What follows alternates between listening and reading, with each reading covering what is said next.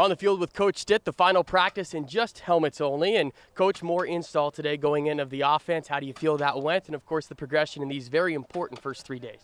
Well, I think the defense is executing pretty well. Offensively, we got a lot of energy and we're flying around, but we're not executing like we'd like, and we talked about that. Now we've got to start making some plays. Characteristics, qualities, what are you looking for from your quarterback specifically when trying to lead this team down, and really with the complex offense, what you're trying to install?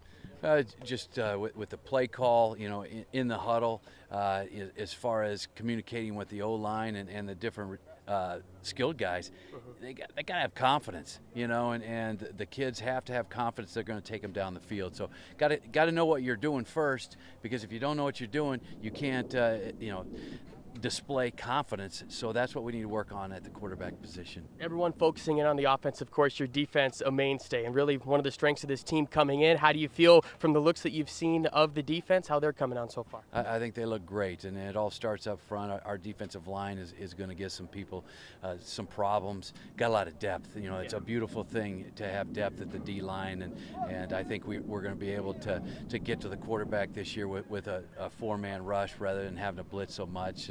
And then when we do dial up a pressure, it will land.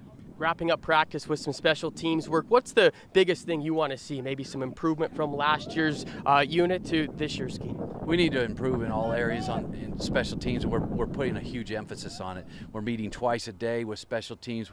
These first two practices, we gave special teams 3 different segments. They got 30 minutes, which is more than they usually get, and we want to be good at it. And special teams should not take a back seat to anything else, and I think our kids are really buying into that. Final one for you, looking at tomorrow, putting on the shoulder pads, what are you expecting from your guys? Well, it's a little bit more like football. It's hard with just helmets to really tell how you're doing, and it's going to be exciting to throw the shoulder pads on and you know, strap it on, so to speak.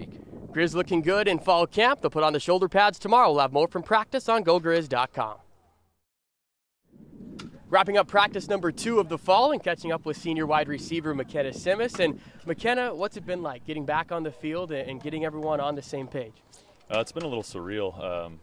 You hear it all the time, but your last year is way different than the rest. You know, you don't expect it to be much different, but it's a lot different. It's about bringing all the guys together and just being a leader. You know, you step into a different role. So it's been really, really fun. Been enjoying it a lot. First week, we're talking a lot about who is stepping up to be leaders, as well as what you guys did in the offseason. You're a good example of both of that. You bulked up a lot, getting ready to go. What was the process like, and looking how you do right now to start fall camp? It was a long process. You know, I'm not much of an eater, to be honest with you, so I had to force feed myself quite a bit and just try and put back on as much weight as possible without slowing down, and I think that's what I did. So I'm at a good spot right now. And all of the coaches have talked about you and praised your leadership quality so far, at least through those player-run practices. When did that change really for you, your role? You talked about being a senior. When did it kick in for you? I was a quarterback, you know, and that's a natural part of being a quarterback. So I think that part of being a quarterback hasn't left me.